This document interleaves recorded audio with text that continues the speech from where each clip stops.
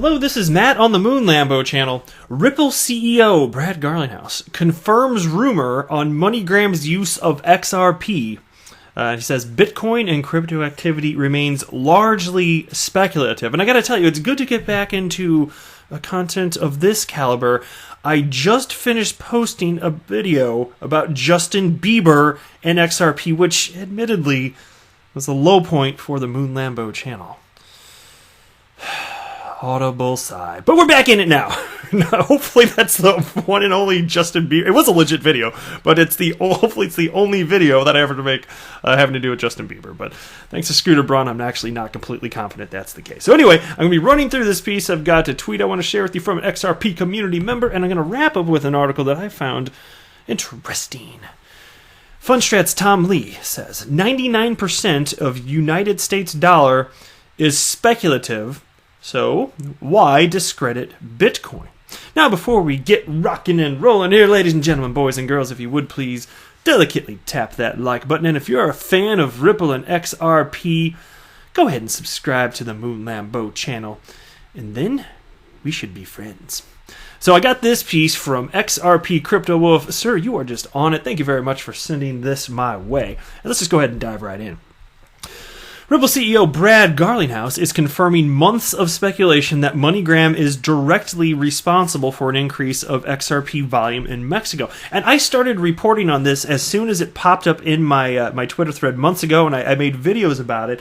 And this goes back to one of those things where I've always said, speculation is okay if there are facts to lead you down what might sound like a reasonable path. The only stuff that strikes me as unuseful is stuff where it's, wildly speculative stuff where there's just there's literally no backing to it. To me, that's kind of useless. But given what we knew about corridors being built out, first of all, corridors that Ripple had started conducting business in, and it really had laid the tracks at this point, because you're talking about U.S. to Mexico, U.S. to Philippines, the first two announced corridors. We know if you've got pools of liquidity, 3 pools of liquidity. You got Bittrex in the U.S., you got Bitso in Mexico, and Coins.ph in the Philippines. So we knew that was all laid out. You got Xcurrent, you got XRapid, now known as on-demand liquidity. We knew that was all laid out. So when we started seeing bumps up in terms of volume and these corridors, to me, it was reasonable to speculate, hey, there's probably something to this. Well, now we have official word. So again, speculation is okay, just don't get wacky with it. In a new interview on the FinTech Beat podcast, Garlinghouse says MoneyGram and additional clients of Ripple are contributing to a 50% boost in XRP transactions by sending dollars into Mexico using XRP as a bridge. Here's a quote. "It's a public ledger.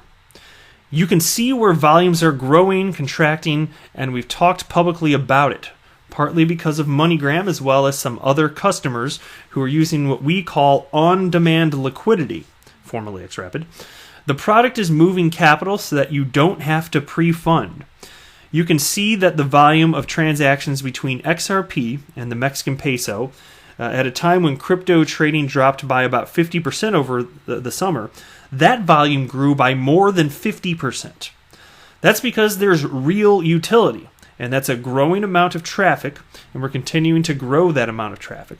So you can see the percentage of XRP to MXN, Mexican peso transactions. As that grows, it's a pretty safe bet that a larger and larger percentage of that is actual utility and no speculation." Which is pretty darn cool. Although, one of the things I always found kind of neat just about the concept of XRapid, now known as on-demand liquidity, if you're selling on one of these exchanges and it's an XRapid-enabled corridor, on-demand liquidity-enabled corridor, if you're selling your XRP, that could just get automatically routed as a Ripple net payment. Isn't that kind of cool? If you're actually just selling and you're in a corridor like that, because mind you, the Ripple technology portion of this, of on-demand liquidity, it's completely automated. There's an efficient path-seeking algorithm, and so if the prices make sense and the system finds that, then boom, it could just be zipped off. That means if you're just selling. But that said, so the person selling is speculative buying and selling, but the buying portion isn't really speculative, it's just pure utility, which is quite fascinating. So the more volume there is, the more attention it's going to grab, the more people are going to want to jump in and continue to speculate. And that's why I always stated that Utility does indeed matter, but it doesn't directly affect the price of XRP, but it absolutely does indirectly, and that's what is important here. Anyway, Ripple and XRP enthusiasts have been tracking the increasing XRP volume on the Mexico-based crypto exchange Bitso for months, fueling rumors that MoneyGram is directly involved. Overall, Garlinghouse says the use of crypto assets, including Bitcoin and XRP, remains largely speculative, and he believes it may be a long time before cryptocurrencies are directly used by consumers. And here's another quote. On XRP itself, and really I would say crypto broadly, I have publicly said before that 99.9% of all crypto trading is speculation today. The amount of real utility you're talking about is really, really low. And that's true within the XRP community as well. I think one of the great misperceptions in this whole space, and I recognize not everybody agrees with me on this, is that we talk about these as cryptocurrencies. So let's define what that means. A currency. Now for me, in a layman's kind of way, a currency is when I can walk into Starbucks and buy a cup of coffee with it. None of these are currencies today. None. And that part's absolutely true. And that's why, like, if you want to parse out the word cryptocurrency, everybody has their own idea of what it actually means. There isn't some sort of globally adopted definition, and that's certainly true.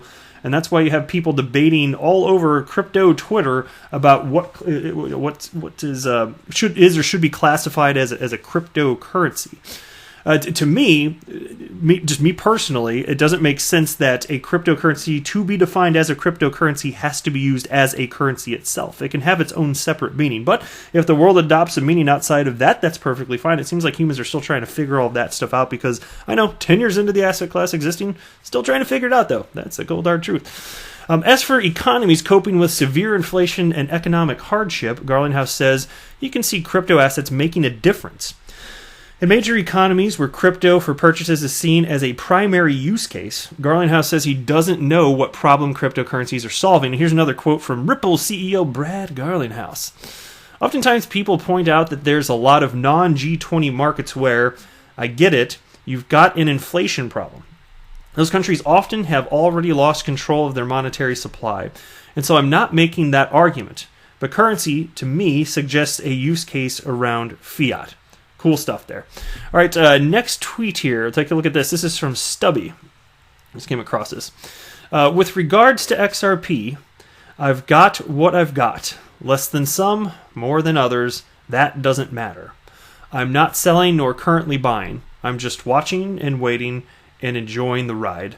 Everything else is just noise. And I just liked that tweet, so I wanted to share it with you. It didn't tag me in it. It just caught my attention, and it kind of resonated with me. So I am still buying, but I only put in a little bit on a regular basis, relatively speaking. But I understand, if I'm correct about this, that the multiplier effect of what I invested could be rather substantial and dwarf gains that you'd have in traditional markets, investing index funds, S&P 500, all that good stuff. So, still happy to put it in, but to me, the part of this that most resonated to me is just the concept of patiently waiting, being more patient than everybody else, not FOMOing in, and not panic selling. To me, that makes a lot of sense, and none of that's financial advice, but to me, I'm just sharing with you, as an XRP community member, what I think makes sense, so I want to share it with you. All right, last piece in this video, Fundstrat's Tom Lee. 99% of United States dollar is speculative. Why discredit Bitcoin? Bitcoin critics say that the cryptocurrency should never be regarded as a means of exchange because it's mostly used for speculation. Fundstrat's Thomas Lee disagrees with this statement, saying that most of the US dollars are used for speculation as well. And I haven't really heard anyone articulate this argument, so it caught my attention. Anyway, the piece continues. Venture capital firm Castle Island Venture recently interviewed Tom Lee, managing partner and the head of research at Fundstrat Global Advisors.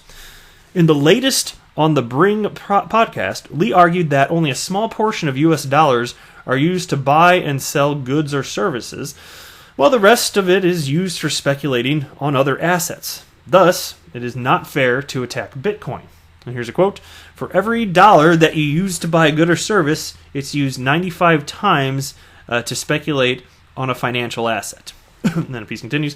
If we do the math, according to Lee's logic, only 1% of the U.S. dollars are used for payments. Moreover, Lee said that the primary use of any currency is to speculate and try to make money on other assets. The Fundstrat's executives explained that even stablecoins like Libra wouldn't enjoy the function of a means of payment only. While some may use stablecoins to store value or buy Starbucks, their main goal is to speculate on other assets.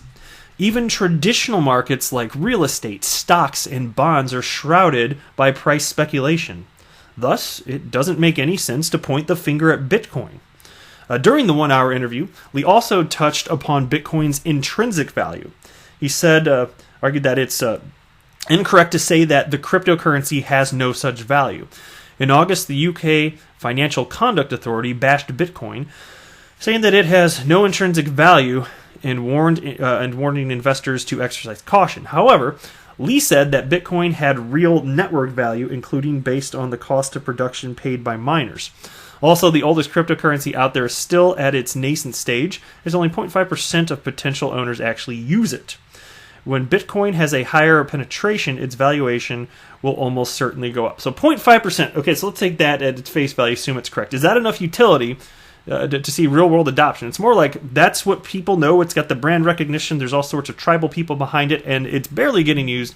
0.5%, though, is that enough? And then, given the fact that it doesn't scale, is that going to be enough to ensure the longevity of Bitcoin? I technically don't know, but highly skeptical, and I'm happy to voice that skepticism on this channel. Doesn't mean I'm definitely right, but that's why I keep saying if it genuinely gets adopted, that changes everything. I just don't see it happening, and I don't see a path to it happening right now. Things could change, and then I'd change my mind. I always reserve the right to change my opinion. I just don't see it now. As far as the network value, it's funny, the real network value, and there is something to it, and it's funny because 1 or 2 days ago, I was talking about the network value of cryptocurrencies. That indeed is something, right? But that doesn't matter if a cryptocurrency isn't getting used. The network value, yes, it's getting used, but it's just like for speculation. So there's a network built out there. And in that sense, you could say there's adoption, but there's still no utility.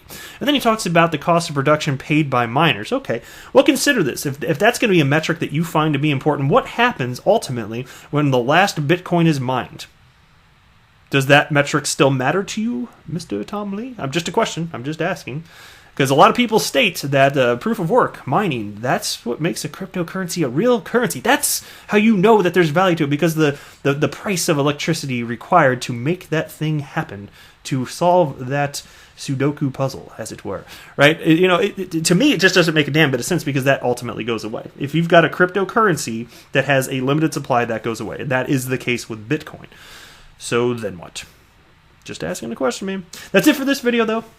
I am not a financial advisor. Do not buy or sell anything because of anything that I say or write. That would be a very, very, very bad idea. Until next time, to the moon, Lambo!